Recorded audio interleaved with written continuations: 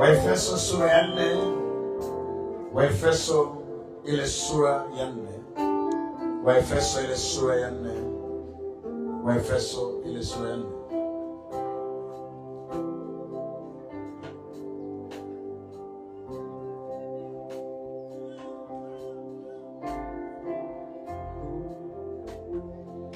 Oh, hallelujah. Tuko kwenye ile Waefeso sura ya 4.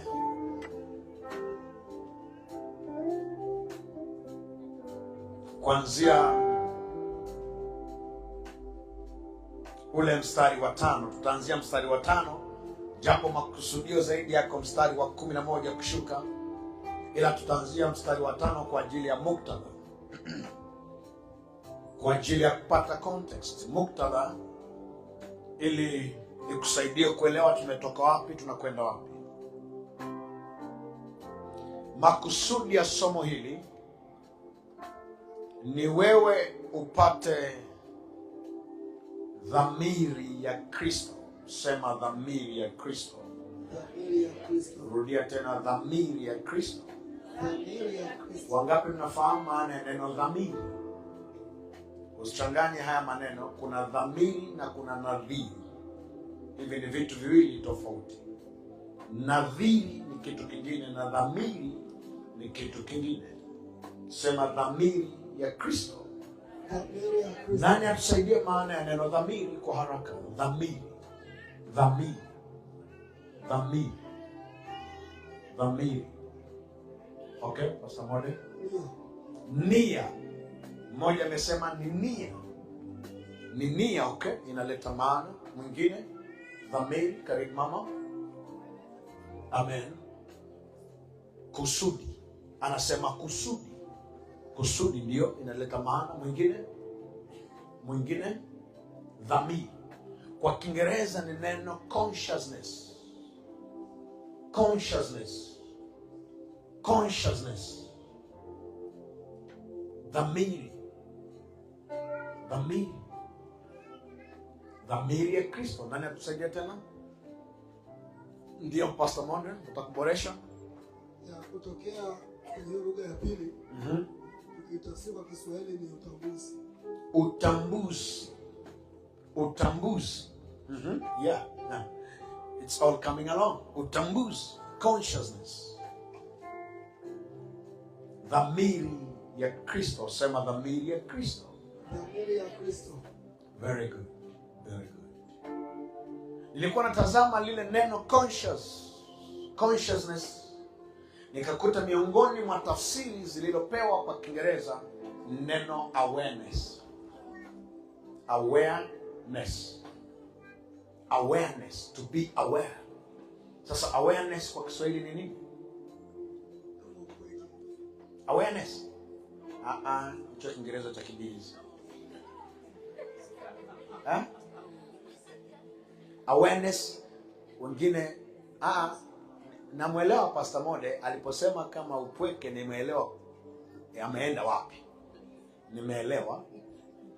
Nimeelewa alikoenda. Sasa Pastor Mana amesema awareness, anasema ni kama ujuzi. Kama ujuzi. To be aware.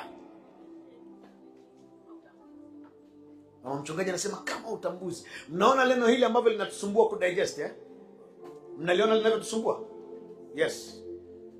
Wote ni kama vile ndani mnalijua, si ndio? Ndani yenu mnafanya nini? Mnalijua, lakini jinsi ya kulitafuna sasa limsaidie mtu mwingine na kwa ngumu, si ndio? Okay, na hapo ndipo pana kiini cha somo. Ndipo pana kiini cha somo la leo. Awareness, consciousness.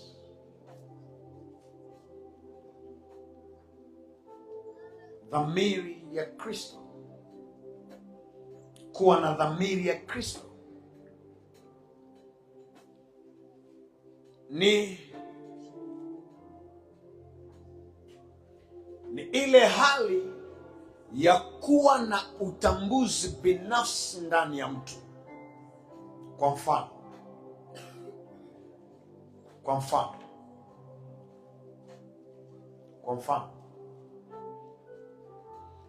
nani Zita, wewe ni jinsia gani? Ha? Wewe ni jinsia ya kike. Amechukua dakika ngapi kuwaza yeye ni jinsia gani? Ha? Ha? Kwanza amenishangaa hata kumuuliza hivyo, sio? Kwa nini? Kwa sababu she's aware. Sawa? Yuko aware ya kwamba ni nani? Sawa? Yaani ana ile awareness, consciousness ya mwanamke. Hahitaji kuwaza kweli mimi ni jinsia gani? Unanielewa? Hahitaji kuwaza. Tayari anajua mimi ni mwanamke. Yaani amejaa huo utambuzi naturally. Tunaelewana sawa? Hahitaji kukumbushwa na kitu chochote, wala sio mavazi yanayomwambia yeye ni mwanamke, ila yeye ndiye anayeambia mavazi ya kwamba mimi ni nani. Bwana Yesu asifiwe sana. Amen. Consciousness. Kwa hiyo ni ule utambuzi binafsi ulio ndani ya mtu ambao hauhitaji kukumbushwa na kitu chochote wala kuambiwa na kitu chochote. Sasa kuna utambuzi ambao ni natural, kwa maana ni wa asili tu, kama vile kwa mwanamke au mwanaume, na kuna utambuzi unaokuja kwa maarifa. Sema maarifa. Kwa mfano, haukuzaliwa wewe ni dereva. Eti ulizaliwa ni dereva? Sawa. Lakini leo si una driving license, una leseni ya udereva, si ndio? Ambayo inakupa sifa ya kuitwa nani? Kwa hiyo pakiwepo na gari hapo, alafu akaja mtu akasema nani dereva wa hili gari, utafanya nini? Utanyanyuka, si ndio? Lakini wewe unaitwa dereva, jina lako unaitwa nani? Imani ndio jina lake. Lakini akija mtu akauliza dereva wa hili gari ni nani, atafanya nini? Atasema mimi hapa. Consciousness, awareness, utambuzi wa ndani ambao huo ni utambuzi ambao umezaliwa na maarifa. Kuna mahali alikwenda akajifunza kuwa dereva na akaelewa jinsi ya kuwa dereva na akautendea kazi udereva, then leo anajijua ya kwamba yeye ni nani? Ni dereva. Kama ambavyo haukuzaliwa ni mwalimu, lakini ulitengeneza ualimu ndani yako hadi ualimu ukawa ualimu katika nani? Katika wewe. Tunaelewana sasa? Hello? Every learnable thing.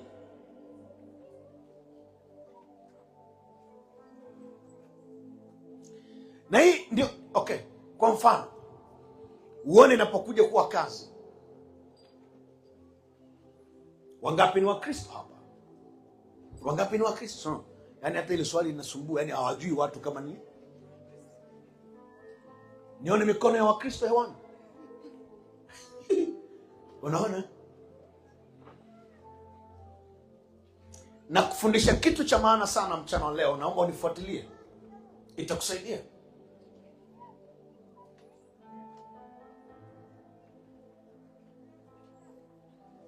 Umeona ambavyo ni ngumu mtu kupokea utambulisho kwa njia ya imani, na ni rahisi mtu kupokea utambulisho kwa njia ya elimu, secular education, elimu ya kawaida. Sasa kama kuna mwalimu hapa, okay, nani ni mwalimu kati yetu? Mwalimu anayefundisha shule yote, nyosha mkono. Mwalimu, a teacher anywhere. Mwalimu, hatuna mwalimu hata mmoja. Don't we have a teacher? Hey. You see? Nitaka kushangaa. Hivi sina walimu hapa? Nani mwalimu? Hebu simameni bwana. Walimu simameni. Niombe kila mwalimu aliyeko hapa simame. Kila mwalimu aliyeko hapa simame. Kila mwalimu aliyeko hapa simame. Sawa, sawa. It's okay. Come on. Na wewe ni mwalimu? Okay. Wewe ni mwalimu, si ndio? Nifuatilie somo langu tafadhali. Wewe ni mwalimu eh? Okay. Nini kinakupa ushahidi ya kwamba ni mwalimu? Nini kinakupa ushahidi ya kwamba, kwa mfano umeenda mahali, nimesema wasema walimu njoni hapa, alafu thibitisha ualimu wako. Utaonesha nini?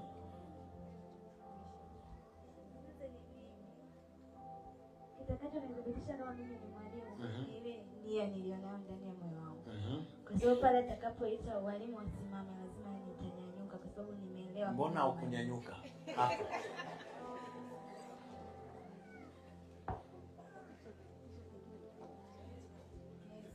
Nini kitathibitisha kwamba wewe ni mwalimu? Cheti. Si ndio? Utakuwa na cheti kinachokuthibitisha. Sawa sawa? Hello? Kile cheti kikipotea, wewe unakuwa sio mwalimu. Ndio.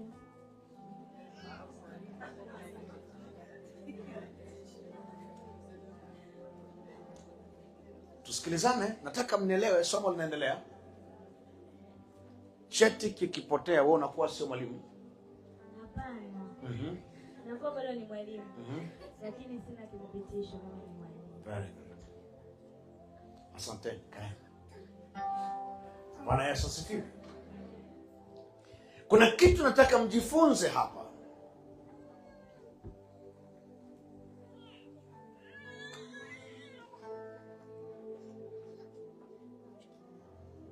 Kabla cheti akijamthibitisha kwamba yeye ni mwalimu, yeye alianza kukiambia cheti ya kwamba mimi ni nani? Unanielewa? Na akakitumikia kile cheti hadi cheti kikamkubali ya kwamba wewe ni nani? Wewe ni mwalimu. Kwa hiyo hata kabla cheti akijafika mikononi mwake, yeye alikuwa ni nani? Kwa sababu yeye ameenda kukitumikia, kukiambia cheti mimi ni mwalimu, mpaka cheti kilipokubali ya kwamba yeye ni nani. Kwa hiyo hata kama cheti kikipotea, ualimu umepotea. Unanielewa? Kwa hiyo anatakiwa abaki na ile consciousness of a teacher, abaki na ile dhamiri ya ualimu ya kwamba mimi ni mwalimu.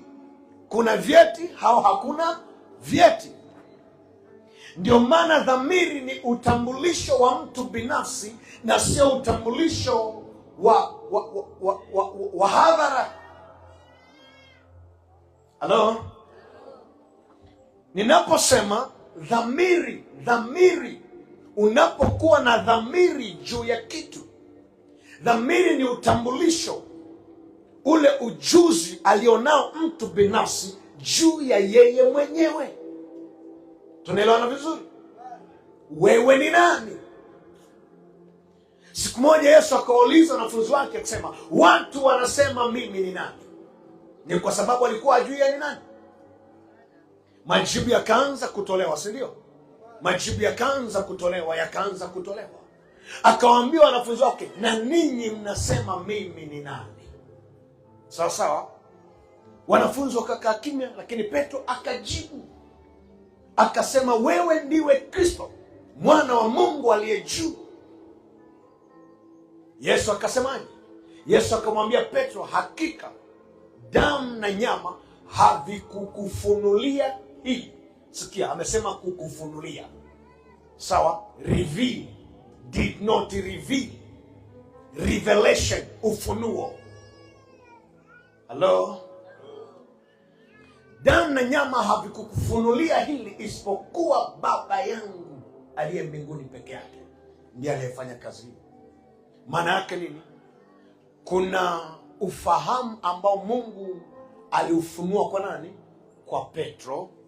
Na Petro alipoupata ule ufahamu akausema kama alivyo ufahamu. Kwa ilifika mahali Petro akamiliki kile alichofunuliwa na akakisema, utasema yeye ndiye anayejua. Alafu alipokisema Yesu akasema, no, hii sio product. hili sio zao la mwili na damu, ila ni zao la rohoni. Ufahamu huu haukupata shuleni.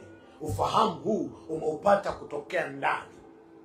Kuna kitu kimesema na wewe kutokea ndani, na hicho kilichosema na wewe kutokea ndani ndicho kilichozaa huo nini? Huo ufahamu.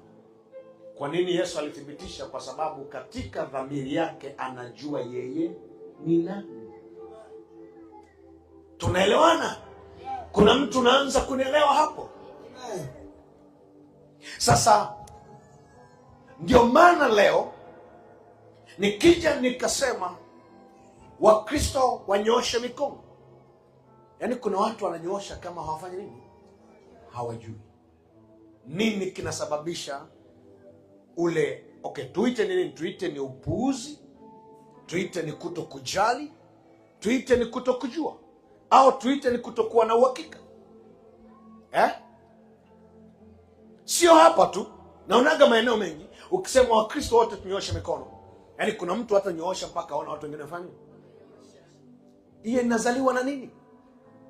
Inazaliwa na nini? What's the reason behind? Sababu yake nini? Mmoja anasema hofu. Hofu inatoka wapi? Hofu inatoka kwa sababu ya kutokuwa na hakika. Unanielewa vizuri? Kwa sababu unashindwa kujiamini kwa sababu huna uhakika.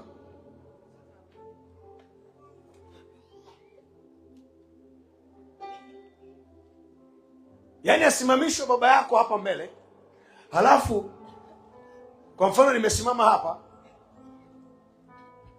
watoto wangu waambiwe nendeni pale kwa baba yenu. Unanielewa? Nendeni pale kwa nani? Kwa baba yenu. Wataanza kujiuliza, hivi ndio baba yetu? No. Watasimama na kuja. Sawa. They are conscious.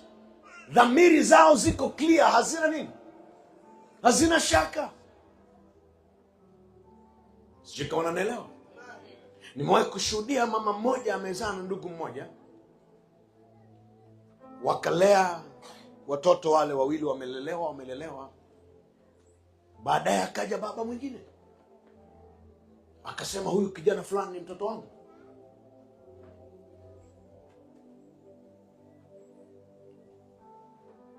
Ikawa kesi kubwa, kikao cha familia kikaitwa.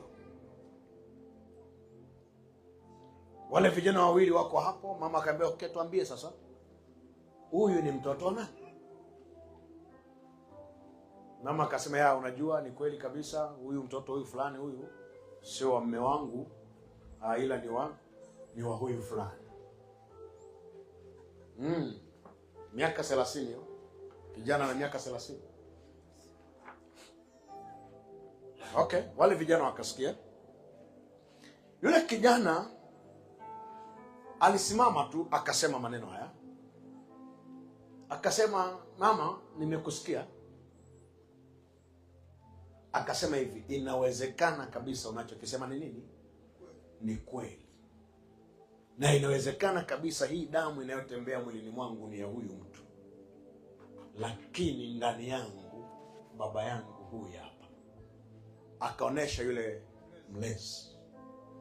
Akasema, inakwambia kwa moyo wangu wote, simkatai huyu uliyemtambulisha, na abaki kuwa hivyo ulivyofanya nini?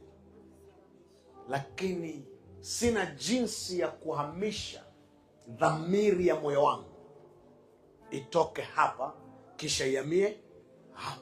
Yaani siwezi tena kuifundisha dhamiri yangu ianze kumtambua huyu kama baba.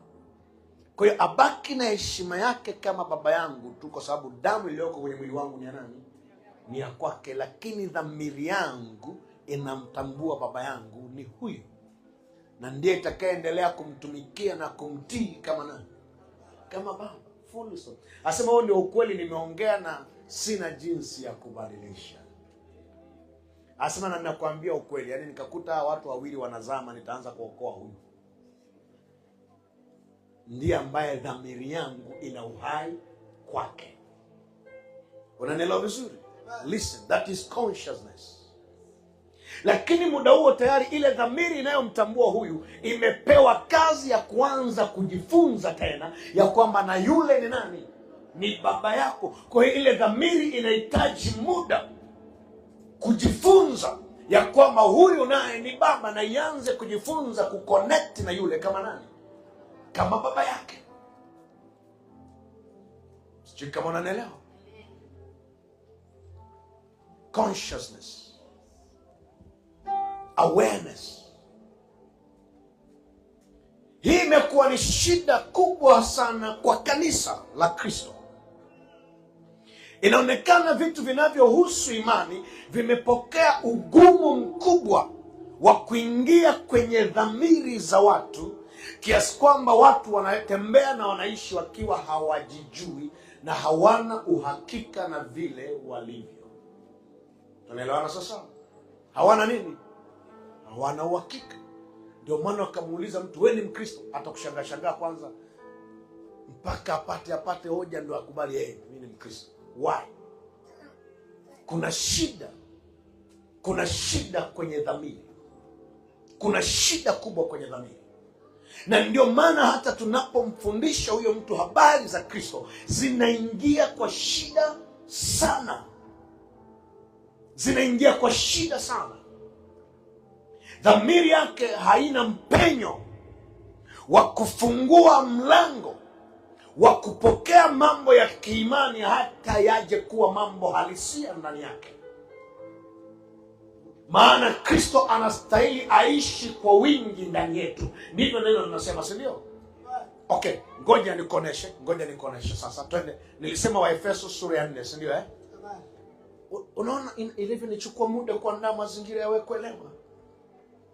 Waefeso sura ya 4. Nitasoma kuanzia ule mstari wa 5 kwa haraka, alafu nikifika mstari wa 11 nitapunguza speed ili tuelewane vizuri. Biblia inasema Bwana ni mmoja, imani ni moja, ubatizo mmoja, Mungu mmoja, naye ni baba wa wote, aliye juu ya yote, katika yote na ndani ya yote. Elewa huo mstari wa 5. Narudia kusoma. Bwana mmoja, imani moja, ubatizo mmoja, Mungu mmoja, naye ni baba wa wote, aliye juu ya yote na katika yote na ndani ya yote. Sijui kama mmeuelewa. Yuko anazungumza kitu kimoja katika namna tofauti tofauti. Sawa? Okay, utanielewa pale baadaye. Mstari wa 7 unasema, lakini kila mmoja wetu amepewa neema kwa kadri ya kipimo cha kipawa chake Kristo. Oh my Lord, my God, na kazi kubwa leo. Kila mmoja wetu, sema kila mmoja wetu. Anasema amepewa neema kwa kadri ya kipimo cha kipawa chake Kristo. Anasema kila mmoja wetu amepewa neema kwa kadri ya kipimo cha kipawa chake Kristo. Kipawa, gift. Kipawa. Sisi wote hapa neno limesema kila mmoja amepewa nini? Neema kwa kadri ya kipimo cha kipawa chake nani? Kristo. Hii sio shida, maana nishawahi kufundisha kwamba hakuna mtu hapa asiyekuwa na nini? Na imani wala neema. Tunaelewana sasa? Kila mmoja amepewa. Na anasema anayejua kipawa, yani kipimo cha kadri ya kipawa unachostahili ni nani? Ni Kristo. Ni nani? Ni Kristo. Kristo ndiye anayejua unahitaji kiasi gani, unahitaji kilo ngapi za neema. Hello? Get this. Na ndio maana neema huwa inatolewa wakati wote. Neema unayotembelea leo unaweza usitembelee kesho, maana yule anayejua kadri ya kipimo anajua kesho unahitaji neema ya kiasi gani. Kanisa, tunaelewana? Oh my Lord. Hivi ndio vitu vikubwa viwili vinavyoongezeka sana katika imani ya Kikristo, ni imani na neema. Imani na neema ni vitu vinakuwa, ni vitu huwa vinaongezeka kila itwapo leo. Hello? Okay.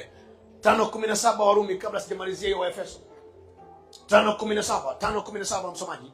5:17 Warumi. Fanya haraka. 5:17. Ndio. 5:17. Kwa maana ikiwa kwa kukosa mtu mmoja, ndio, mauti ilitawala kwa sababu ya yule mmoja. Ikiwa kwa kukosa kwa mtu mmoja mauti ilitawala kwa sababu ya huyo mmoja ambaye ni Adamu. Zaidi sana hapo nataka hapo upasikilize vizuri. Sikiliza vizuri sana hapo. Anasema zaidi sana. Okay, kanisa, unasikia maneno hayo? Amen. Hiyo ni ile 5B. Anasema zaidi sana. Sema zaidi sana.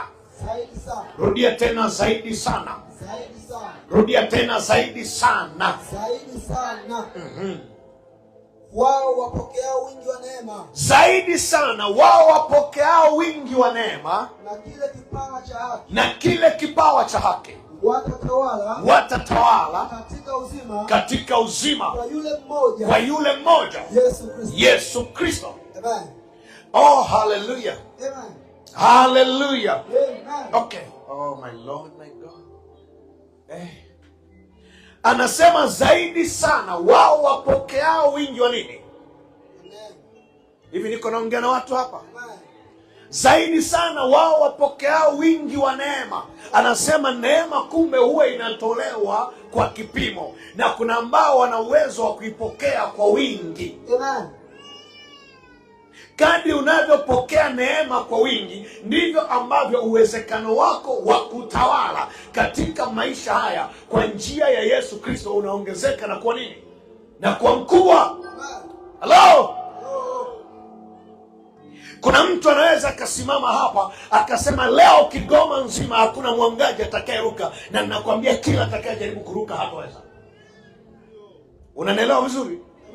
Na kuna mtu hawezi hata kuzuia wawangaji wa nyumba mbili, yani kutokea kwenye nyumba yake na inayofuata. Yesu ni yule yule, ila shida ni uwezo wa kupokea wingi wa neema na kipawa cha haki. Umepokea neema kubwa kiasi gani hata uweze kusema na mkoa? Umepokea neema kubwa kiasi gani hata uweze kusema na mtaa? Umepokea neema kubwa kiasi gani hata uweze kusema tu na himaya ya nyumba unayofanya nini? Yaani kuna watu wamepokea neema ndogo kiasi kwamba basi hata kwa ule udogo anaweza kaongea hata na kale kachumba alikolala tu. Unanielewa? Kwa sababu anasema watakao tawala katika uzima huu tulio nao sasa ni wale ambao zaidi sana wanapokea wingi wa nini? Wa neema. Ndio maana nakwambia imani na neema ni vitu viwili ambavyo huwa vinakuwa kwa Mkristo. Neema unayotembelea leo inatosha kwa leo. Kesho ina neema yake nyingine. Kazi ni wewe, je, uko tayari kutembea kwenye kiwango cha zaidi cha neema kuliko kile ulichotembelea jana? Hello? Na hayo yote yamebebwa na dhamiri. Sema dhamiri. Na leo niko na kufundisha dhamiri ya nini? Dhamiri ya Kristo. Dhamiri ya Kristo. Yaani wewe Mkristo uwe na dhamiri ya Kristo. Uwe na dhamiri ya Kristo. Okay. Nitaka kuongezea kitu tu hapo kwenye hiyo Warumi. Listen, niko narudi kule kwenye Waefeso 7. Anasema lakini kila mmoja wetu amepewa neema kwa kadri ya kipimo cha kipawa chake Kristo. 8 anasema hivyo husema alipopaa juu aliteka mateka akawapa wanadamu vipawa. My Lord, my God. 9 basi neno hilo alipaa maana yake nini kama sio kusema kwamba yeye naye alishuka mpaka pande zilizo chini za nchi, naye aliyeshuka ndiye aliyepaa juu sana kupita mbingu zote ili avijaze vitu vyote. My Lord, my God. Anasema yeye aliyeshuka hata pande za nchi ndiye aliyepaa juu sana kupita nini? Kupita mbingu zote ili weje? Ili avijaze vitu vyote. Kwa hiyo anasema kule kupaa kwa Yesu kwenda juu sana ilikuwa ni kwa faida ya vilivyo chini. Anapaa kwenda juu sana ili kila kilicho chini kijae yeye. kijae yeye. Okay. Nisaidie torch. Nisaidie torch. Any light. Nisaidie torch. Any light. Hata ya simu tu. Hata ya simu. Then help me with that chair. Nisaidie ako kakiti. Alafu nisaidie vitu vichache hapo. Oh, I don't know kama mtaona. Sijui kama mtaona. Okay, here is the light. Okay. Nipe vitu vichache hapa. Oh my God, this is going wider quickly. Nikonesha kitu. Okay. Hata mawe tu, nipe hata mawe kadhaa. Yes. Just like a few stones there. Weka hapa. Wangapi mnabahatika kuona hapa? Wangapi tunabahatika kuona hapa? Unaona? Unaweza ukaona. Okay. Hii mbona inasaba? Nitafute tochi nyingine please. Nitaka nikuoneshe anaposema alipaa juu ili avijaze vyote. Roho Mtakatifu ananipa mfano huu wa mwangaza. Anasema ni kama vile, nipe hata ako kadogo. Nataka zile ambazo hazisambai haraka. Yes, very good. Unaona huu mwanga? So unaona hapa unapopiga. Unapiga hivi kwa sababu uko chini. Kwa hiyo haya mawe hayaufaidi huu mwangaza. Tunaelewana sasa? Ili haya mawe yaweze kufaidi huu mwangaza unatakiwa ufanye nini? Upande juu. Kwa hiyo kadri tunavyounyanyua juu, unaona, yanaanza kufaidi. Sawa? Kwa hiyo kadri mwangaza unavyopanda, ndivyo mawe na yenyewe yanaingia kwenye nini? Kwenye ukubwa wa ule nini? Wa ule mwangaza. Hata kadri unavyokwenda mwangaza utaenea kiasi kwamba sio mawe tu yatakayofaidi mwangaza, hata hiki chombo chote kitafanya nini? Yes.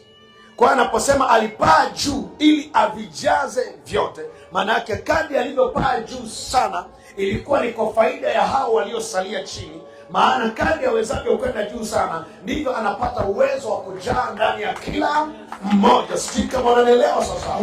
Haleluya. Kwa hiyo anaposema Yesu alipaa juu sana, kumbe kule kupaa juu sana ilikuwa ni kwa ajili ya faida. Kwa ajili ya faida? Yes, very good. Jibu kwa ujasiri. Kwa ajili ya faida yetu. Bwana Yesu asaidie sana. Haleluya. Anasema kupita mbingu zote ili avijaze vyote. Naye baada ya kuvijaza vyote, hapa ndipo nataka unisikie ule mstari wa 11. Anasema ili avijaze vyote, na alipovijaza vyote nini kilitokea? Anasema naye alitoa wengine kuwa mitume, na wengine kuwa manabii, na wengine kuwa wainjilisti, na wengine kuwa wachungaji na waalimu. Kwa nini? 12 anasema kwa kusudi la kuwakamilisha watakatifu. One. Kwa nini Yesu alipaa juu sana? Ili avijaze vitu vyote. Na anapovijaza vitu vyote, tunapofika mahali wote tukajaa yeye katika sisi sasa, anasema akatoa wengine kuwa mitume, akatoa wengine wawe manabii, akatoa wengine wawe wainjilisti, akatoa wengine wawe wachungaji na walimu. Ili weje? Ili hao mitume, hao manabii, hao wainjilisti, hao wachungaji na walimu waweze kufanya kazi moja ya kuwakamilisha watakatifu. Unanielewa sasa? Okay, lile neno kuwakamilisha kwa Kiingereza ni neno gani? Sole? To equip. Neno gani lingine limetumika? Another version? To equip. Neno gani lingine? I need one more perfect verse. Neno gani lingine? Look quickly. It is the word perfecting. Perfecting. Sindio? Yes, perfecting. For the perfection. Kwa kusudi la kuwakamilisha. Waga mnasikia wanadamu wanasema, unajua, What's going on? The power is gone. Quick, quick, quick, quick, quick. Huwa mnasikia watu wakisema ya kwamba hakuna aliye mkamilifu. Sio mnasikia? Hakuna aliye mkamilifu bwana. Hakuna aliye mkamilifu. Mtu umesimama hapo, umepewa nafasi ujitetee, unaanza unajua hakuna aliye mkamilifu. Nani amekuambia utueleze hizo habari? Yule alikwambia utuambie habari za hakuna aliye mkamilifu ni nani? Tukikwambia wapo. Unajua kuna vitu vingine na kuna lugha zingine sio za Wakristo kuongea. Haleluya. Sio za Wakristo. Dunia isikushape, isikupe lugha za kuongea, isikupe vitu vya kusema. Yaani kuna vitu sisi tukivisema kimaandiko havinakuwa havina maana. Kwetu havikubali, vinakuwa make sense, havina maana. Neno linatukataza hivyo. Yaani neno linatufundisha kitu kingine kabisa tofauti. Bwana Yesu atusaidie sana. Nataka uondoke na kakitu hata kadogo leo mchana huu. Uondoke na kakitu hata kadogo ambako katakusaidia hata kwa siku 2-3. Labda kataleta matokeo fulani ya mabadiliko kwenye maisha yako, ya mabadiliko kwenye kazi yako, ya mabadiliko kwenye biashara yako, kwenye mipango yako, kwa familia yako, kwa ndugu zako, kwa watoto wako. Kwa sababu haya anayafundisha ili upokee dhamiri ya nani? Yaani uelewe ya kwamba Kristo ameisha jengeka ndani yako, ila unachokihitaji ni dhamiri yako ijifunze, ijue, ipokee ya kwamba mimi ni Kristo. Oh my Lord, my God. Sijui kama unanielewa. I say. Jamani, mbona power ina delay?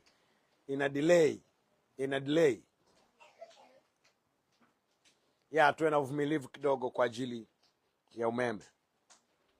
Grid ya taifa ndio hii na umeme ndio huu, ila tuna backup ambayo inatakiwa kuwa inakuwa tayari muda wote. The backup should be ready muda wote. Backup ya umeme iwe tayari. Haya mambo ya umeme unakata, tunasubiria dakika 2, dakika 5. That is not good at all. Hallelujah. Na huko tunakokwenda, tunakoelekea kujenga kanisa, yani umeme utakuwa katika, tutakuwa tusubiri watu wasimame. Yani utakuwa unakata na nyingine inafanya nini? Inaunga.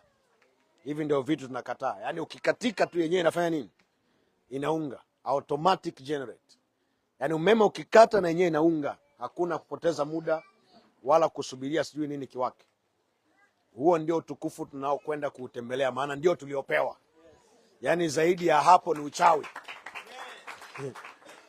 Zaidi ya hapo ni nini? Ni uchawi. Unanielewa? Sasa wewe hautaki tu na automatic generator, wewe si mchawi tu. Hatutaki mambo wakati tunasubiri. Yani chuma moja inakata, nyingine inafanya nini? Inaunga automatically. Sawa. Yes, ndio makusudi. Please, naombeni umeme uje sasa.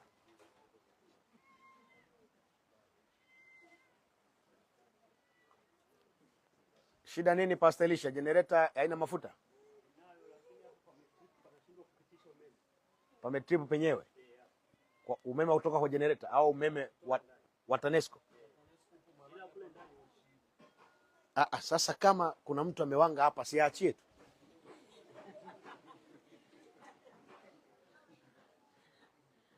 Mimi nikajua labda ni TANESCO umetufanyia uhuni. Inawezekana muhuni akawa yuko hapa. Msinione huwa nasema hivi, hakuna watu watundu na wajinga duniani kama wachawi. Nilishaona vituko vingi vya wachawi mimi. Vingi sana. Nimeshawahi kusafiri kwa maji, alafu mchawi tuko naye ndani ya boti akazimisha mashine.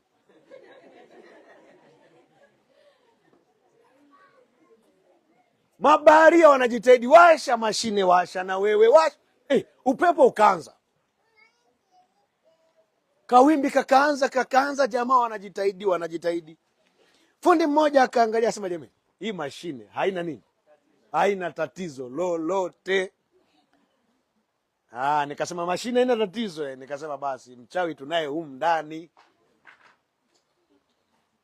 Niliposema mchawi tunaye humu ndani, mama mmoja akanisina.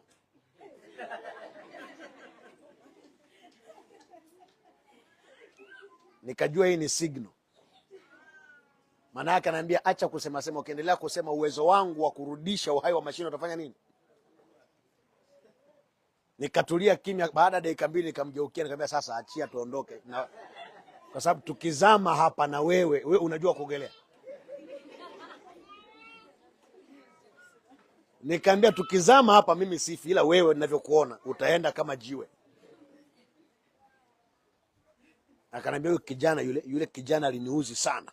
Ndio sasa unamfundisha adabu au unatufundisha adabu wote ndio? Ndio mimi kujua. Akaniambia subiri kama dakika 5 hivi mashine itawaka. Bahati nzuri mkiwa mnasafiri na wamama hao wanakuaga na vitenge vyao wakijifunika hivi, mnajua mama ajifunika kwa ajili ya jua, si ndio? Kumbe yuko mitamboni na seti vitu. Baada ya dakika chache mashine ilipopigwa kama hivi ikakubali. Haya nikasema okay sawa. Tulipofika nikamuuliza vipi, akasema mashine. Akasema hizo ndo kazi zangu hizi, mashine hizi za kusaga unga. Mimi nikienda kusaga unga mashineni sitoi hela. Yaani akienda kwenye mashine kusaga hafanyi nini? Yeye anakwenda tu, anakuambia nisagie. Sasa kataa arudi na nini? Arudi na muhogo wake au mahindi yake, ndio utaona. Siku hiyo hufanyi kazi. Ama anaweza akaja tu na hela ndogo, akamwambia bwana nisaidie mimi leo na hela hii hapa ndogo. Sasa kuna wasagaji wengine hekima hawana na macho hawana. Hajui anabishana na nani. Nenda hapa, hii debe moja ni 500. Bila 500 usagi. Kijana nisaidie. Nimesema mama bila 500 ufanye nini? Wote nimesaga kwa 500. Anakusanya kagunia kake, anafanya nini? Sasa anasubiria saa umejaza debe la mtu ndani ya mashine. Unasikia tu tengeneza kutwa nzima unatengeneza. Alafu kuna unga wa mtu umekwama ndani ya mashine na anatakiwa akale. Utaniambia wewe. Nimeyaona hayo yote. Ndio maana hapo wanawaambiaga wachawi, maiki zangu msichezee wala mitambo yangu msifanye nini? Sababu na wajua. Sawa hawa. Kwa hiyo wana kama ni kazi yako fanya nini? Achia bwana. Acha hapa tuendelee na neno la Mungu, mambo yakae sawa sawa. Hatuna shida na wewe sisi. Wewe uchawi ni kwa faida yako, kaa nao tu. Wala tujakuomba. Ila okay, wachawi msikasirike. Najua sio nyie. Ni mambo tu ya umeme hapa. Naweza kusema mchungaji naye anatuonea kila kitu kadogo ni sisi. Kila kitu kadogo. Sina maana hiyo. Sina maana ya kuonea. Hallelujah. Tulikuwa tu tunasherehesha kidogo. Amen. Wachawi na wao wana faida yao. Sio wakiwepo tunakaa tunawasema sema kidogo. Wanaume hawapo. Wachawi wa kiume ni wengi mno. Ni wengi mno. Hallelujah. Anasema naye alitoa wengine kuwa mitume na wengine kuwa manabii na wengine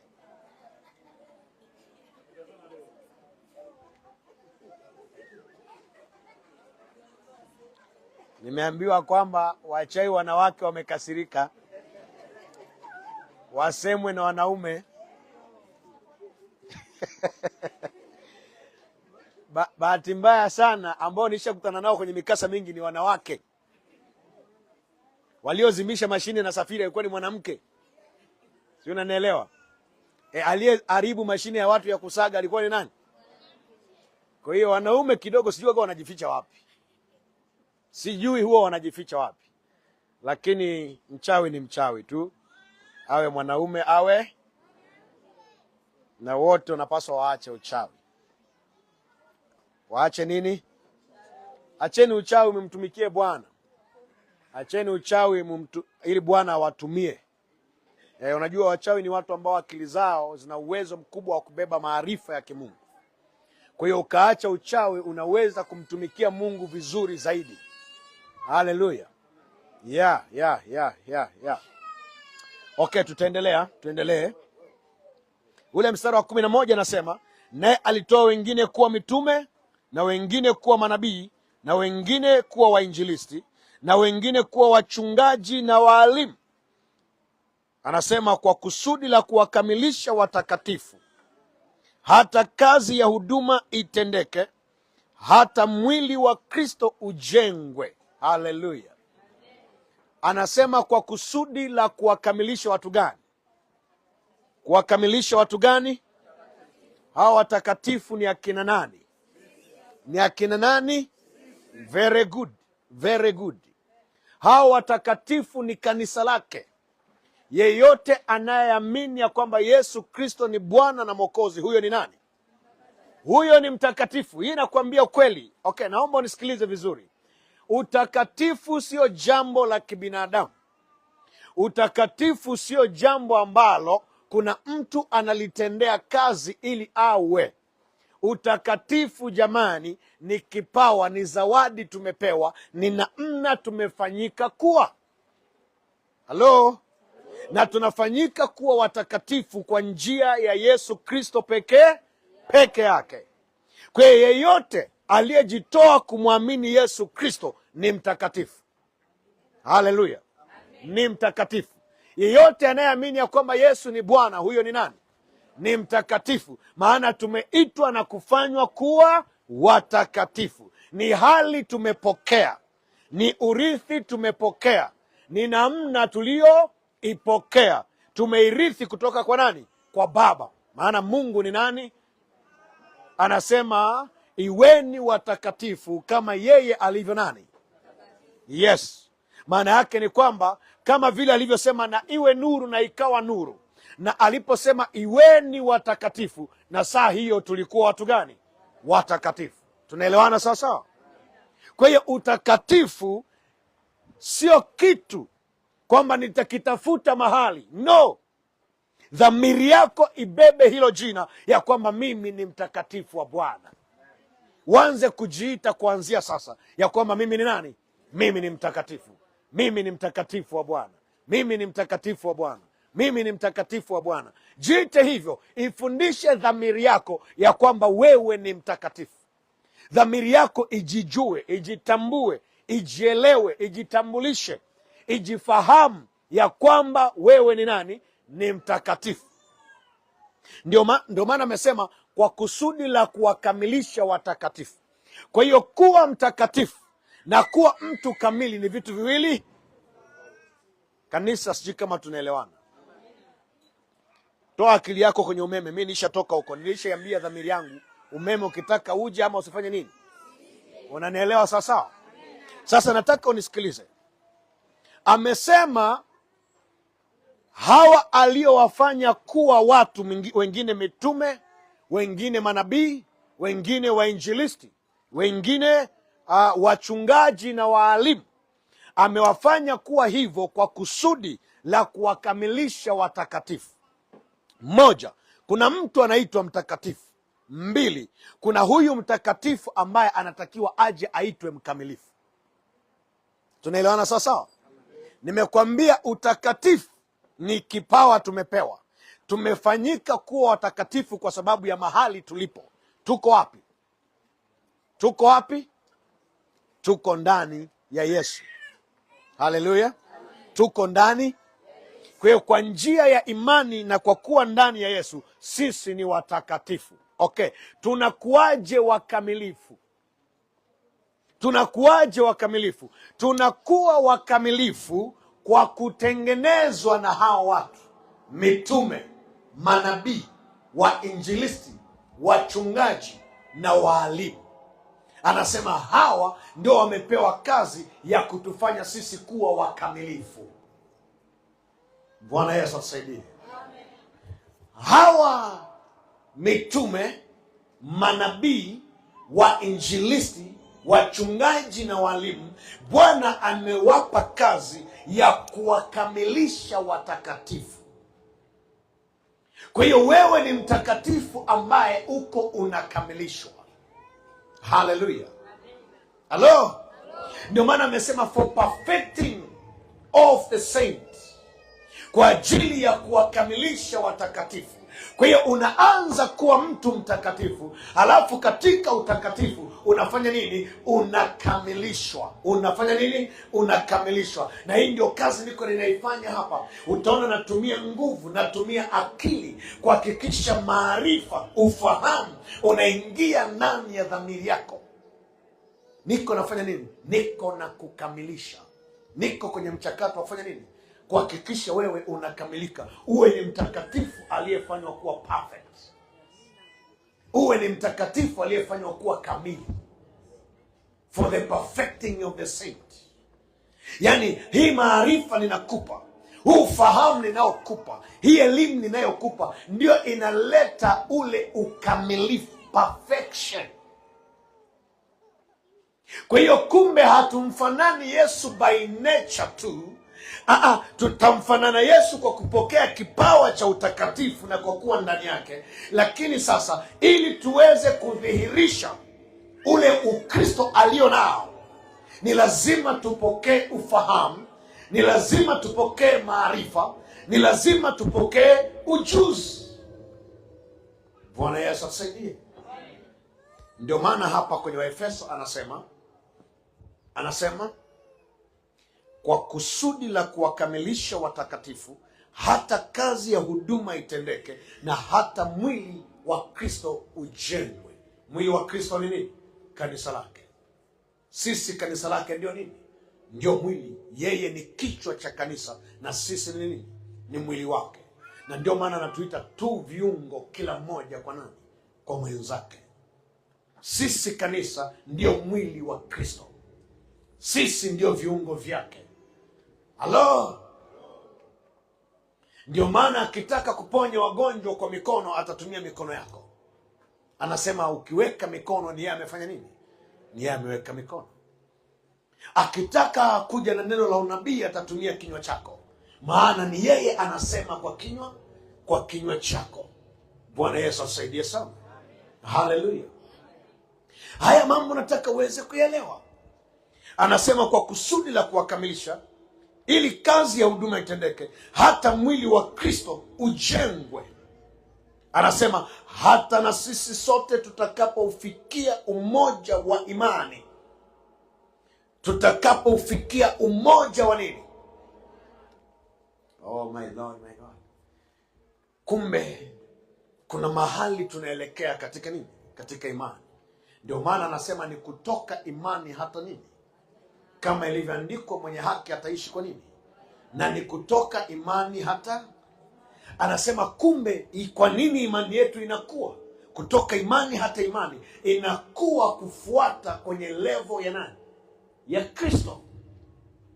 Sasa tutakapofika kwenye ile level, hapo ndipo sisi na yeye tutakuwa mmoja.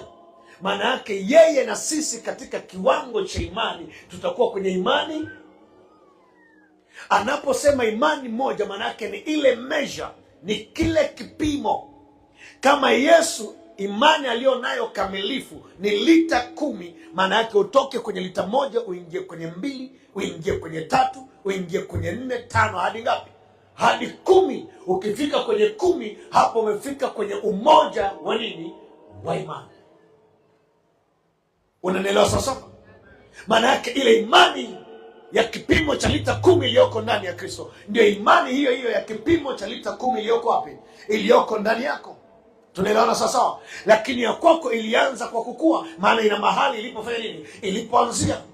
Na hapo ilipoanzia inatakiwa iende kutoka imani hata nini? Hata imani. Lita 1 ni imani, lita 2 ni imani, lita 3 ni imani, lita 4 ni nini? Ni imani, lita 5 ni nini? Ni imani. Yote inaitwa nini? Yote inaitwa nini? Lakini kipimo chake ni nani? Kristo. Sema Kristo. Rudia Kristo. Rudia tena Kristo. Kristo ndio kipimo cha imani. Ile saa tutakapofika kwenye kimo chake, hapo ndipo tutakuwa tumeingia kwenye umoja wa nini? Okay, ngoja nisome tena usikie.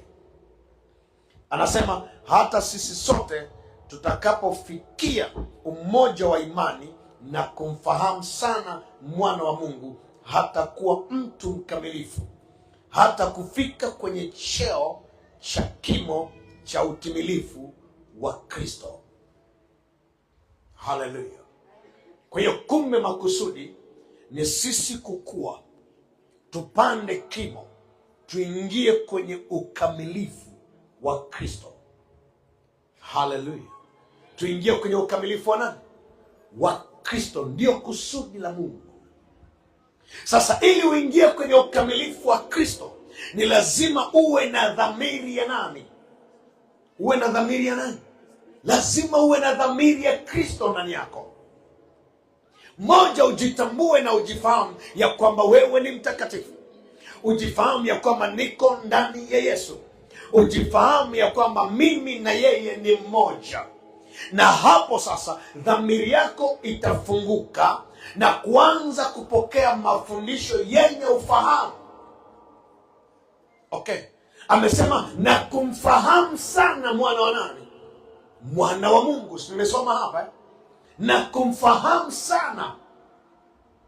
Kwa hiyo utagundua kumbe ukamilifu tunaotakiwa kuwa nao unazaliwa na ule ufahamu wa mwana wa Mungu tulio nao. Unamfahamu Kristo kwa kiasi gani? Bwana Yesu asifiwe sana. Unamfahamu Kristo kwa kiasi gani? Hiyo ndio inakupa neema ya kuifanya dhamiri ya Kristo ikue na kuongezeka ndani yako. Ndio maana kuna watu hata mkipata shida, ukapata ugonjwa, hauna ujasiri wa kuomba kwa ajili yako mwenyewe. Unanielewa? Nini kina shida? Kilicho na shida hapo ni ile dhamiri ya nani? Ya Kristo ndani yako. Dhamiri ya Kristo ndani yako haijaimarika, haijakuwa, haijajengeka kiasi kwamba hauwezi ukafika mahali ukawa na uhakika ya kwamba unaweza ukaliitia jina la Yesu kama vile alivyo, na matokeo yake ukafanya nini? Ukayaona. Si kama uko unanielewa.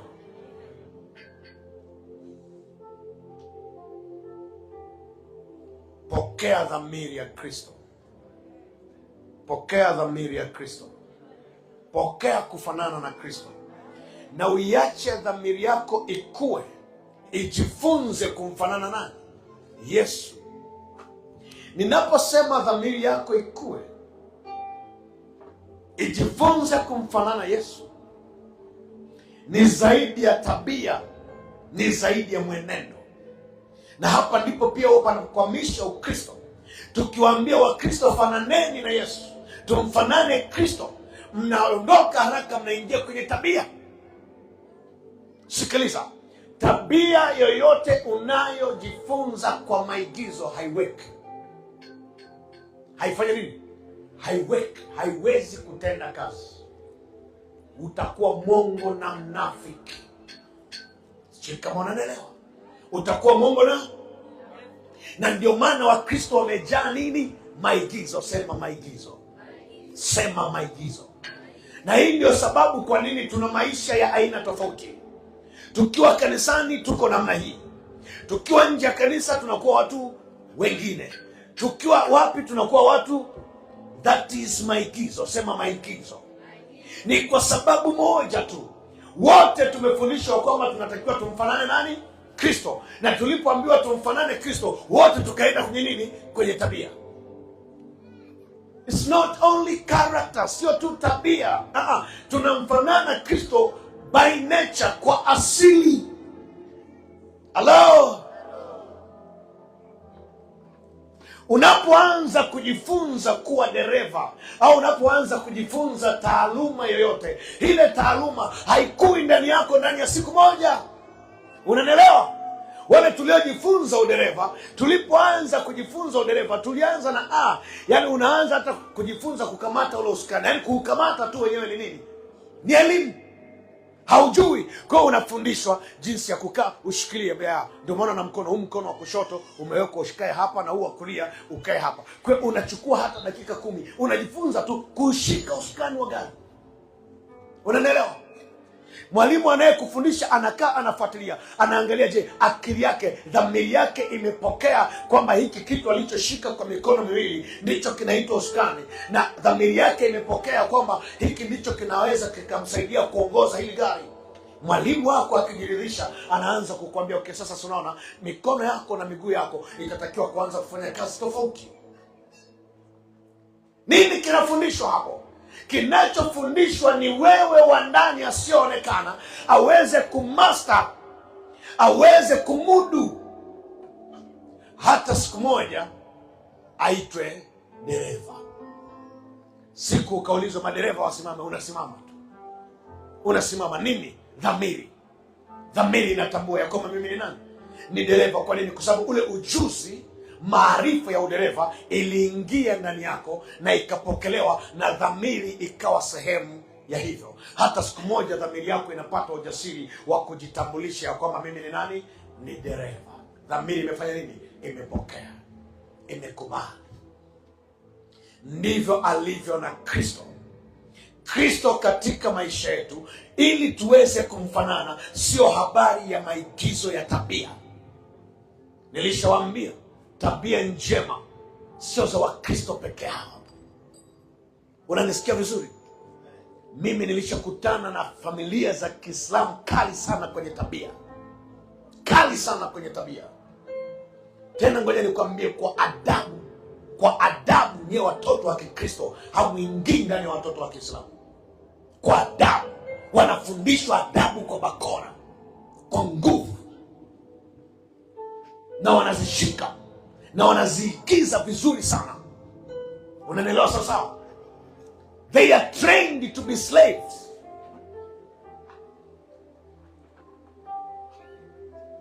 Si waga mnasikia kuna misemo inasema hewala si utumwa. Waga mshesikia huo msemo? Ni msemo wa Kristo. Ni wa watu gani? Yes. Hivyo ni vitu watu wanafundishwa, they are trained kwa nguvu. Wavishike. Dhamiri zao zinalazimishwa kupokea. Tofauti ya watoto wa Kiislamu na wa Kristo ni moja tu. Ni kwamba hawa wanafundishwa tabia pasipo uzima. Unanielewa sasa? Wanafundishwa tabia pasipo nini? Pasipo uzima ndani yao. Yaani ule uzima wenye uwezo, wenye asili ya zile tabia haumo ndani yao. Kwa hiyo wataishi kwa kuigiza, na ndio maana ile asili ya giza inapowatibua tu, zile tabia zote kwao ni zile. Huyo aliyefundishwa adabu akifungua mrija wa matusi, mnagawanyika. Unanielewa? Maana yake ni kwamba kile kilicho cha asili sasa kimefanya nini? Kimesimama. Ibilisi amesimama kwenye nafasi yake, maana huyu Roho Mtakatifu ndani yake hayumo. Kwa hiyo speed governor hana. Unanielewa sasa? Lakini ninyi wa Kristo ni kwamba ndani yenu yumo Roho wa nani? Wa Mungu. Kwa hiyo hata saa mnapoanza kufundishwa tabia, mwenye asili ya zile tabia tayari amekwisha fanya nini? Amekwisha kaa. Unanielewa vizuri? Na ndio maana sasa tunapofundisha habari za kumfanana Kristo, wewe usijikite tu kwenye tabia, jikite kwanza kwenye ile asili ya Kristo. Uifahamu ya kwamba iko ndani yangu. Dhamiri yako ikubali ya kwamba Kristo anakaa na anaishi ndani yangu, na vile alivyo ndivyo. Shikamana nalo sasa. Vile alivyo ndivyo nilivyo. And then hapo utaanza kuona zile tabia za Kristo zikianza kujifunua moja baada ya nyingine. Na hapo ndipo imani yako itakuwa ikikua na kusema, wow, niliamini jambo ambalo ni sahihi. Nilipokea kitu ambacho ni cha kweli. Maana utaanza kuona matokeo ya nini? Ya imani yako. Kwa sababu ni imani ambayo ndani yake imebebwa na asili iliyo halisi. Si kama mko mnanelewa. Ninakueleza haya kwa sababu sisi wa Kristo tuna mfano bora. Maandiko yanasema Yesu ni Mungu. Yeye aliyekuwa yu asili ya Mungu, aliona kule kuwa sawa na Mungu sio kitu cha kushikamana nacho, akavua ile namna ya nini, akaja akazaliwa akawa kama nani? Listen carefully. Yaani hivyo ulivyo, Yesu amekuwa hivyo kwa 100%. Unanielewa sasa? Akaja akafanana na mtu, akawa mtu, akaishi maisha ya mtu. Naomba nisikilize. Wakati alipokuwa akiishi maisha ya mtu, kuna jambo moja la maana sana Yesu alifanya. Dhamiri yake haikusahau yeye ni nani. Unanielewa? Pamoja na kuwa mtu, akaishi kama mtu, akafa kama mtu. Fungua Ufunuo wa Yohana sura ya 1. Nikuonesha anavyojitambulisha kwa Yohana. Nikuoneshe Yesu anavyojitambulisha kwa Yohana. Nataka usikie hii kitu. Nataka usikie hii kitu. Wa kwanza, Yohana Ufunuo 1:1. Ufunuo wa Yesu Kristo aliopewa na Mungu awaonyeshe watumwa wake mambo ambayo kwamba hayana budi kuwako upesi. Ndio. Naye akatuma kwa mkono wa malaika akamwonyesha mtumwa wake Yohana. Ndio. Aliyelishuhudia neno la Mungu na ushuhuda wa Yesu Kristo. Ndio. Yaani mambo yote aliyoyaona. Sawa. Heri asomaye na wao wasikiayo maneno ya unabii huu. Ndio. Na kuyashika yaliyoandikwa humo. Ndio. Kwa maana wakati ukaribu. Yohana kwa yale makanisa 7 yaliyoko Asia. Neema na iwe kwenu na amani. Zitokazo kwake yeye aliyeko na aliyekwako na atakaye kuja. Ndio. Na zitokazo kwa roho 7 walioko mbele ya kiti chake cha enzi. Ndio. Tena zitokazo kwa Yesu Kristo, shahidi aliye mwaminifu, mzaliwa wa kwanza wa waliokufa, na mkuu wa ufalme wa dunia, yeye atupendaye na kutosha dhambi zetu katika damu yake, na kutufanya kuwa ufalme na makuhani kwa Mungu, naye ni baba yake. Utukufu na ukuu una yeye hata milele na milele. Amina. Ndio. Tazama yuaja na mawingu, na kila jicho litamwona, na hao waliomchoma, na kabila zote za dunia wataomboleza kwa ajili yake. Naam, amina. Asante. Endelea. Mstari wa 8. Mimi ni Alfa na Omega, mwanzo na mwisho, asema Bwana Mungu, aliyeko na aliyekuwako na atakaye kuja, Mwenyezi. Rudia tena. Mimi ni Alfa na Omega, mwanzo na mwisho, asema Bwana Mungu, aliyeko na aliyekuwako na atakaye kuja, Mwenyezi. Mimi Yohana ndugu yenu na mwenye kushiriki pamoja nanyi katika mateso na ufalme. Okay, umefika mstari wa ngapi? Wa 9. Okay. Nilichokuwa nakitafuta ni kiko ule mstari wa 17. Kuna utambulisho Yesu aliutoa kwa Yohana. Yohana 1, soma kuanzia mstari wa 17 na wa 18. Very good. Nami nilipomwona nalianguka miguuni pake kama mtu aliyekufa. Okay, huyu ni Yesu. Kumbuka Yohana anaandika ufunuo huu wa Yohana akiwa kwenye kisiwa cha Patmo. Amen. Sasa hapa Yesu akaja live kwa Yohana. Kwa nini Yohana amepelekwa Patmo? Huyu ni mtu ambaye ametafutwa ili auawe kwa njia nyingi, ikashindikana. Kwa hiyo akakamatwa, akaenda kufungiwa kwenye kisiwa mbali sana huko, amezungukwa na maji, ili akose chakula, afe kwa nini? Kwa njaa. Afe kwa njaa. Sawa?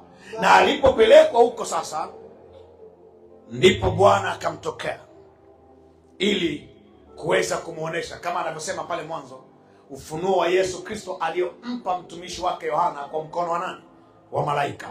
Sawa. Sasa sikiliza, Yesu inapofika mstari wa 17, Yesu anakuja mwenyewe hapa. Nami nilipomwona, Yohana anatuambia nami nilipomwona nilianguka miguuni pake kama mtu aliyekufa. Kama mtu aliyekufa. Maana yake Yohana alifanya nini? Alizimia. Yaani kwa kumwona Yesu alizimia. Nataka uelewe alizimia kwa nini? Ni kwa sababu kuna jinsi amemtafsiri Yesu hapa.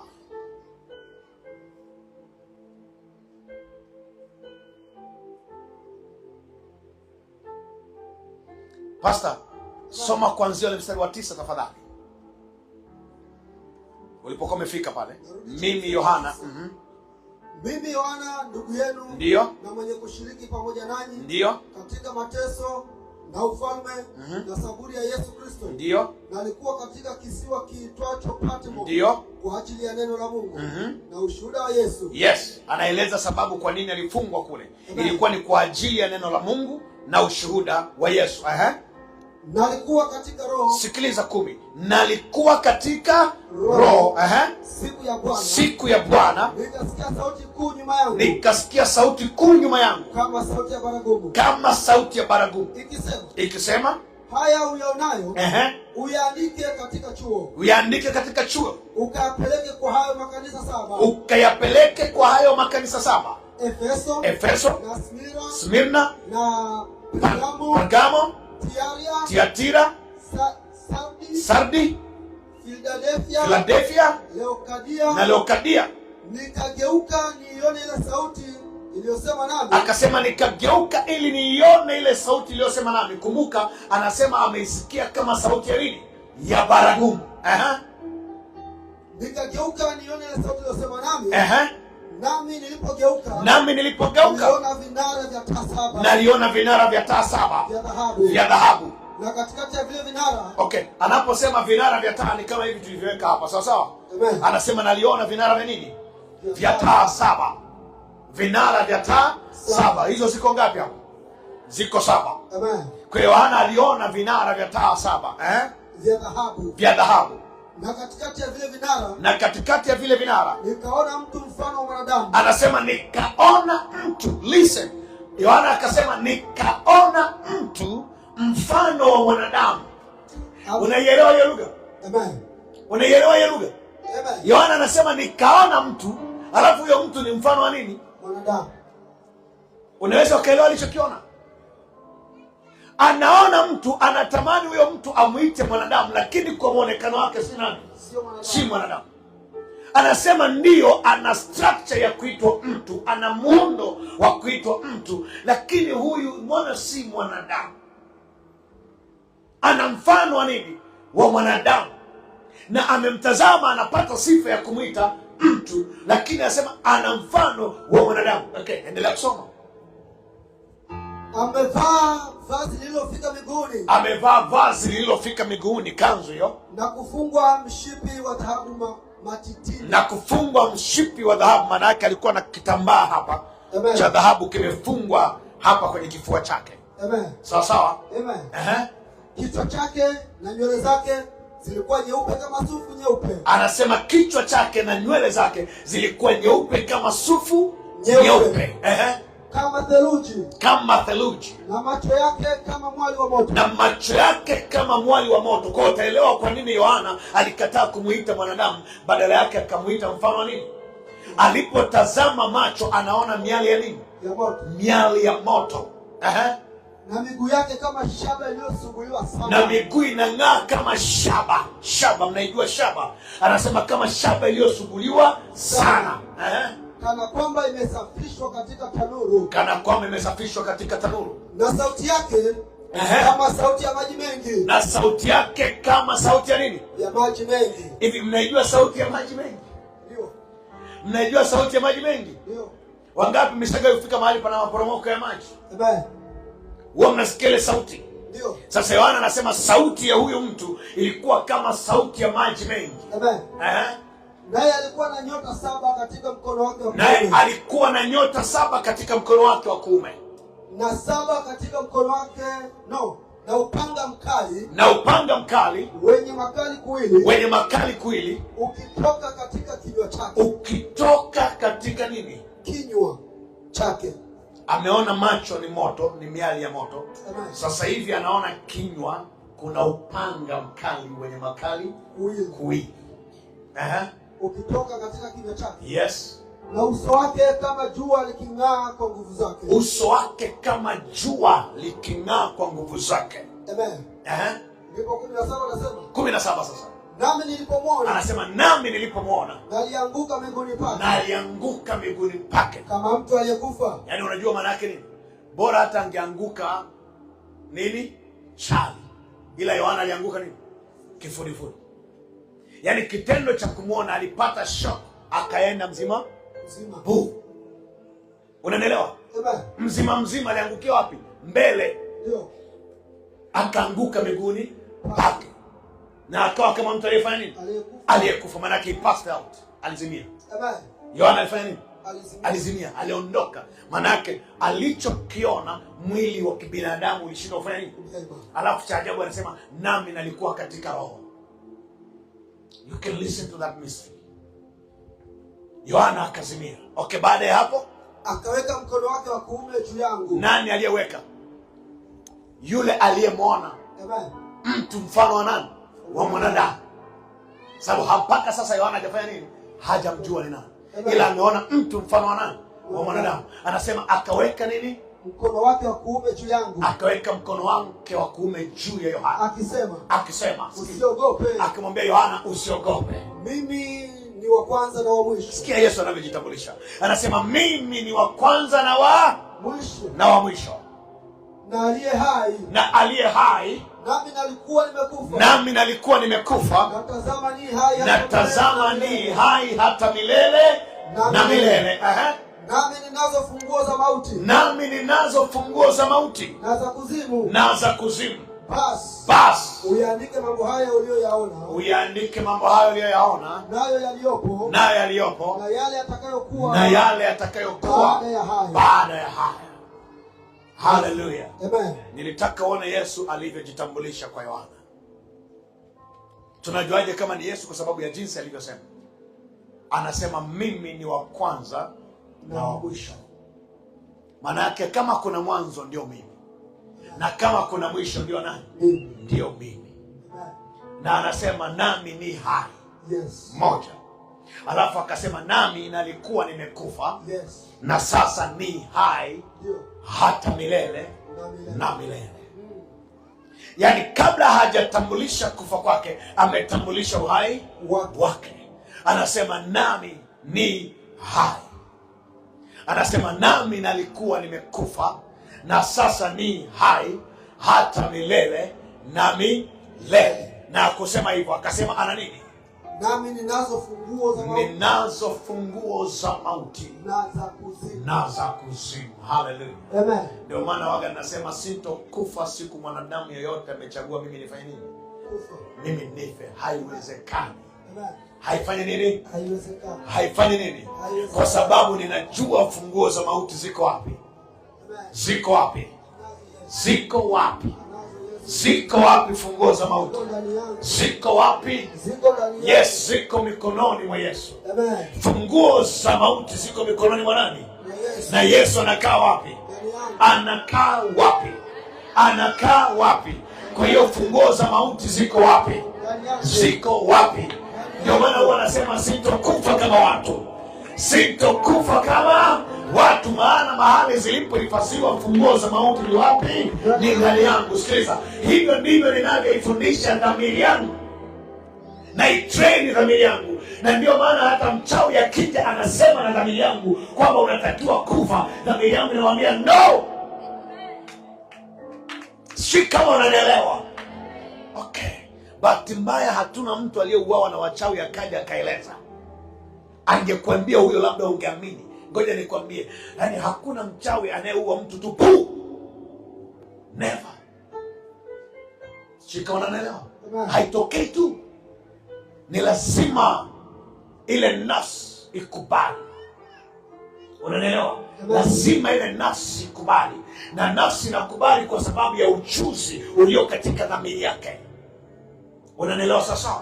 Kwa sababu inajua kwamba okay, kwanza nataka nikueleze, hakuna mchawi anayemiliki kifo. Hayupo. Na wala wao hawana kifo. Mauti iko mikononi mwa nani?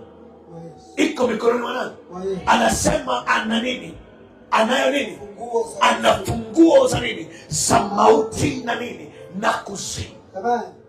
Kwa hiyo hawana mauti, ila wana kiini macho cha mauti. Na ndio maana wanapoua wao wanahamisha yule mtu, ni ile nafsi wanaitoa hapa kwenye ulimwengu huu wa macho ya damu na nini?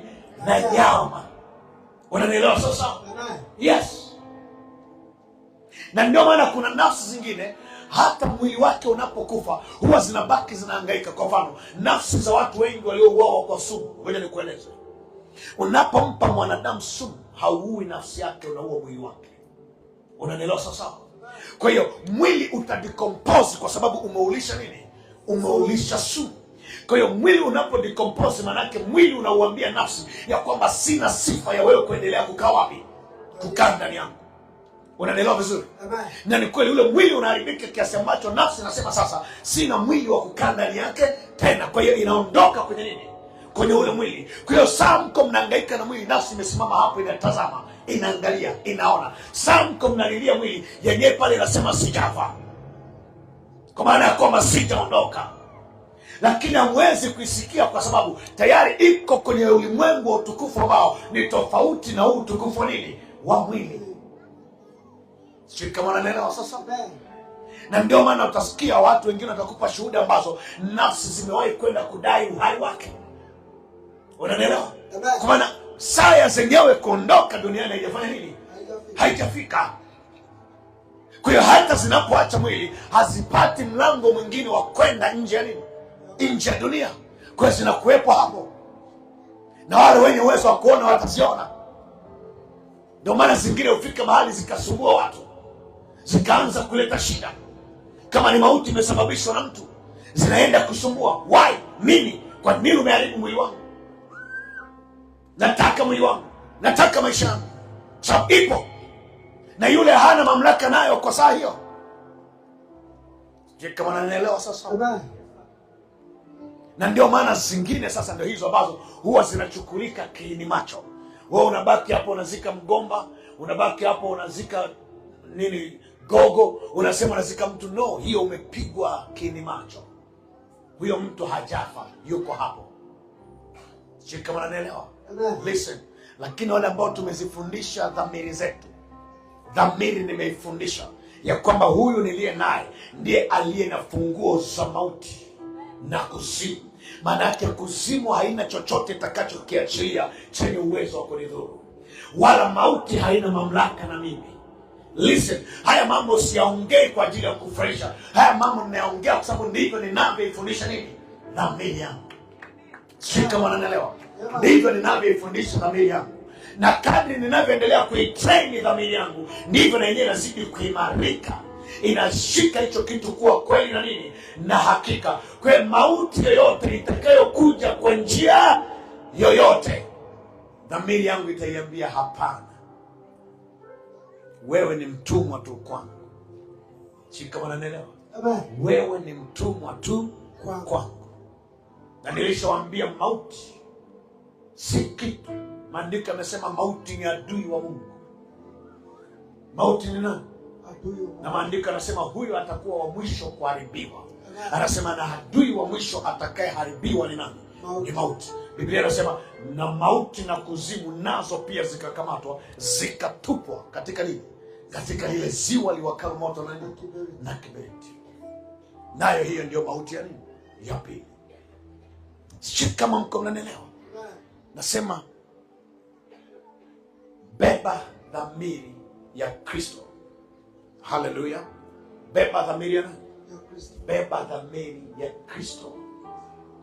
Beba dhamiri ya Kristo ili uishi katika utukufu wa Kristo, ili ufanye aliyoyafanya Kristo. Aliposema waniaminio mimi, kazi nizifanyazo watazifanya na zaidi ya hizi watazifanya. Sikiliza, alikuwa haongei na kichwa chako, alikuwa anaongea na dhamiri yako. Dhamiri yako ifike mahali imjue, imfahamu. Hapo ndipo itazifanya kazi zake. Kwa nini? Kwa sababu itamfanana yeye. Haleluya. Itafanya nini? Itamfanana yeye. Amen. Hello. Hello. Okay. This is a series. Tutaendelea nayo. Sema dhamiri ya Kristo. Dhamiri ya Kristo. Ninayo dhamiri ya Kristo. Ninayo dhamiri ya Kristo. Kristo anaishi ndani yangu. Na mimi ninaishi ndani yake. Na ni kazi yangu kumfanana. Kazi yangu kumfanana. Sio kwa matendo tu, sio kwa matendo, bali kwa asili kwanza. Bali kwa asili. Kisha matendo yangu yatamdhihirisha. Kisha matendo yangu yatamdhihirisha. Ninayo dhamiri ya Kristo. Ninayo dhamiri ya Kristo yu hai ndani yangu. Kristo yu hai ndani yangu. Na utukufu wake ni halisi kwenye maisha yangu. Na utukufu wake ni halisi kwenye maisha yangu. Kwa jina la Yesu Kristo. Kwa jina la Yesu. Unaweza kusimama hapo ulipo. Unaweza kusimama hapo ulipo. Unaweza ukasimama hapo ulipo. Unaweza ukasimama hapo ulipo.